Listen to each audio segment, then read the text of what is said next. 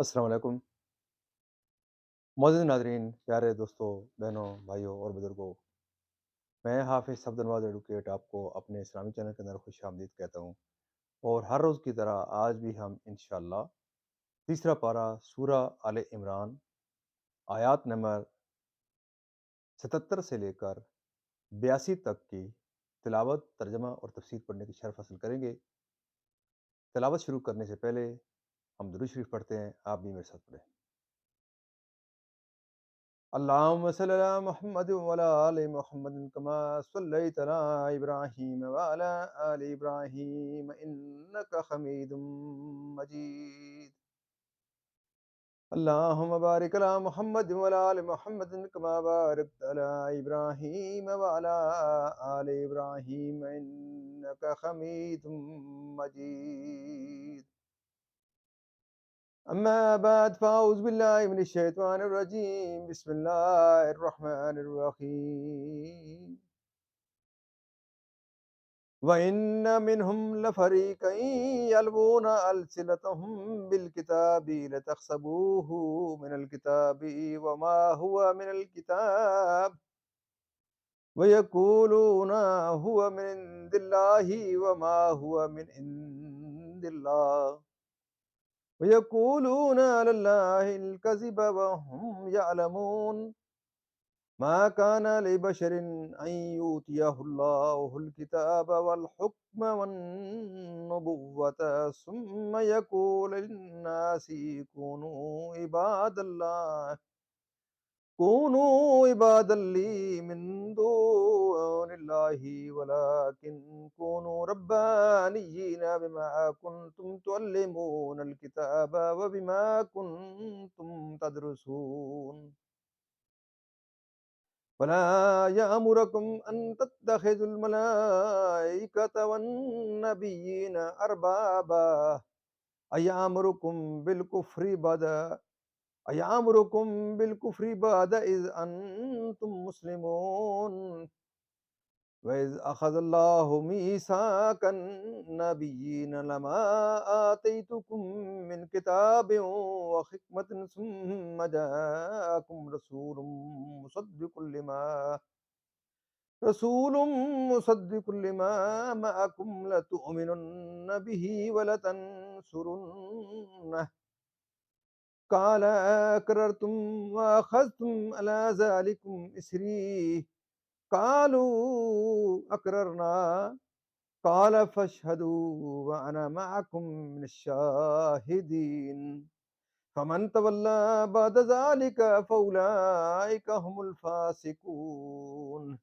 أفغير دين الله يبغون وله أسلم من في السماوات والأرض طوعا وكرها وإليه يرجعون.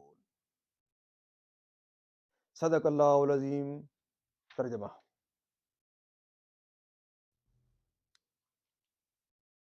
اور ان میں کچھ وہ ہیں جو زبان پھیر کر کتاب میں ملاوٹ کرتے ہیں کہ تم سمجھو یہ بھی کتاب میں ہے اور وہ کتاب میں نہیں، اور وہ کہتے ہیں یہ اللہ کے پاس سے ہے اور وہ اللہ کے پاس سے نہیں، اور اللہ پر دیدہ و دانستہ جھوٹ باندھتے ہیں۔ کسی آدمی کا یہ حق نہیں کہ اللہ اسے کتاب اور حکم و پیغمبری دے، پھر وہ لوگوں سے کہے کہ اللہ کو چھوڑ کر میرے بندے ہو جاؤ۔ ہاں، یہ کہے گا کہ اللہ والے ہو جاؤ، اس سبب سے کہ تم کتاب سکھاتے ہو اور اس سے کہ تم درس کرتے ہو، اور نہ تمہیں یہ حکم دے گا کہ فرشتوں اور پیغمبروں کو خدا ٹھہرا لو۔ کیا تمہیں کفر کا حکم دے گا بعد اس کے کہ تم مسلمان ہو لیے؟ اور یاد کرو جب اللہ نے پیغمبروں سے ان کا عہد لیا، جو میں تم کو کتاب اور حکمت دوں، پھر تشریف لائے تمہارے پاس وہ رسول کہ تمہاری کتابوں کی تصدیق فرمائے، تو تم ضرور ضرور اس پر ایمان لانا اور ضرور ضرور اس کی مدد کرنا۔ فرمایا کیوں تم نے اقرار کیا اور اس پر میرا بھاری ذمہ لیا؟ سب نے عرض کی ہم نے اقرار کیا۔ فرمایا تو ایک دوسرے پر گواہ ہو جاؤ، اور میں آپ تمہارے ساتھ گواہوں میں ہوں۔ تو جو کوئی اس کے بعد پھرے تو وہی لوگ فاسق ہیں۔ تو کیا اللہ کے دین کی سوا اور دین چاہتے ہیں اور اسی کے حضور گردن رکھے ہیں؟ جو کوئی آسمانوں اور زمین میں ہے، خوشی سے اور مجبوری سے اور اسی کی طرف پھریں گے۔ اس کی تفسیر یہاں سے پڑھتے ہیں۔ مسلم شریف کی حدیث میں ہے کہ سید عالم صلی اللہ علیہ وسلم نے فرمایا، تین لوگ ایسے ہیں کہ روز قیامت اللہ تعالیٰ نہ ان سے کلام فرمائے اور نہ ان کی طرف نظر رحمت کرے، نہ انہیں گناہوں سے پاک کرے اور انہیں دردناک عذاب ہے۔ اس کے بعد سید عالم صلی اللہ علیہ وسلم نے اس آیت کو 3 مرتبہ پڑھا۔ حضرت ابو ذر رضی اللہ تعالیٰ عنہ راوی نے کہا کہ وہ لوگ ٹوٹے اور نقصان میں رہے، یا رسول اللہ وہ کون لوگ ہیں؟ حضور نے فرمایا، ازار کو ٹخنوں سے نیچے لٹکانے والا اور احسان جتانے والا اور اپنے تجارتی مال کو جھوٹی قسم سے رواج دینے والا۔ حضرت ابو امامہ کی حدیث میں ہے، سید عالم صلی اللہ علیہ وسلم نے فرمایا، جو کسی مسلمان کا حق مارنے کے لیے قسم کھائے، اللہ اس پر جنت حرام کرتا ہے اور دوزخ لازم کرتا ہے۔ اصحابہ نے عرض کیا، یا رسول اللہ اگرچہ تھوڑی ہی چیز ہو؟ فرمایا، اگرچہ ببول کی شاخ ہی کیوں نہ ہو۔ شان نزول حضرت ابن عباس رضی اللہ تعالیٰ عنہما نے فرمایا کہ یہ آیت یہود و نصارہ دونوں کے حق میں نازل ہوئی کہ انہوں نے توریت و انجیل کی تعریف کی اور کتاب اللہ میں اپنی طرف سے جو چاہا ملایا، اور کمال علم و عمل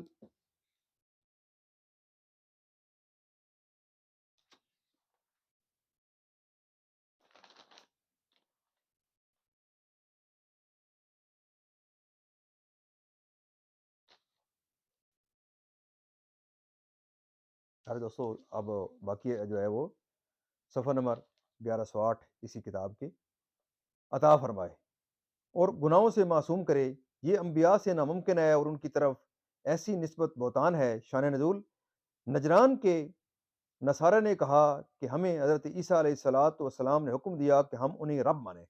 اس آیت میں اللہ تعالیٰ نے ان کے اس قول کی تکذیب کی اور بتایا کہ انبیاء کی شان سے ایسا کہنا ممکن ہی نہیں۔ اس آیت کی شان نزول میں دوسرا قول یہ ہے کہ ابو رافع یہودی اور سید نصرانی نے سرور عالم صلی اللہ علیہ وسلم سے کہا، یا محمد، آپ چاہتے ہیں کہ ہم آپ کی عبادت کریں اور آپ کو رب مانیں؟ حضور نے فرمایا، اللہ کی پناہ کہ میں غیر اللہ کی عبادت کا حکم کروں، نہ مجھے اللہ نے اس کا حکم دیا، نہ مجھے اس لیے بھیجا۔ ربانی کے معنی عالم فقیہ اور عالم باعمل اور نہایت دیندار کے ہیں۔ اس سے ثابت ہوا کہ علم و تعلیم کا ثمرہ یہ ہونا چاہیے کہ آدمی اللہ والا ہو جائے۔ جس سے علم سے یہ فائدہ نہ ہو، اس کا علم ضائع اور بیکار ہے۔ اللہ تعالیٰ یا اس کا کوئی نبی ایسا کسی طرح نہیں ہو سکتا۔ حضرت علی المرتضیٰ نے فرمایا کہ اللہ تعالیٰ نے حضرت آدم اور ان کے بعد جس کسی کو نبوت عطا فرمائی، ان سے سید انبیاء محمد مصطفیٰ صلی اللہ علیہ وسلم کی نسبت عہد لیا، اور ان انبیاء نے اپنی قوموں سے عہد لیا کہ اگر ان کی حیات میں سید عالم صلی اللہ علیہ وسلم مبعوث ہوں تو آپ آپ پر ایمان لائیں اور آپ کی نصرت کریں۔ اس سے ثابت ہوا کہ حضور تمام انبیاء میں سب سے افضل ہیں۔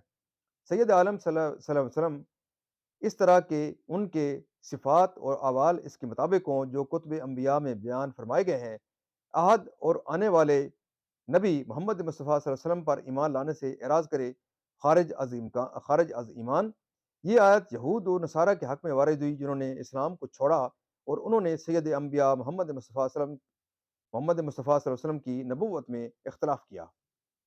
وہ اپنی کتابوں میں سید عالم صلی اللہ علیہ وسلم کی نعت و صفت دیکھ چکے اور انہوں نے پہچان لیا کہ یہی وہ نبی ہیں جن کی کتب الہیہ میں خبریں دی گئی ہیں، یعنی ان کے اختلاف کا سبب ان کا حسد اور منافع دنیویہ کی طمع ہے۔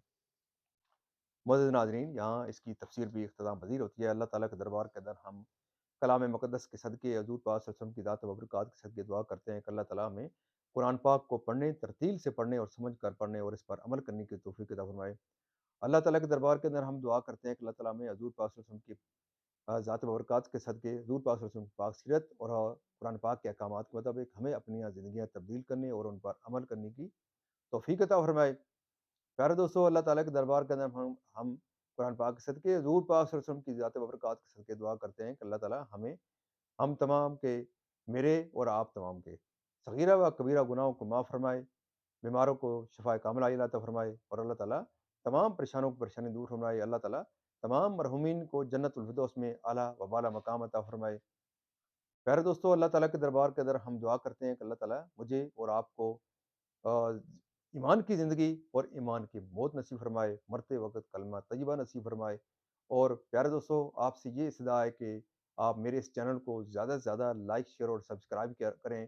अपनी फ़ैमिली के अंदर, अपने बच्चों के अंदर, अपने अज़ीज़ अक़रबा को और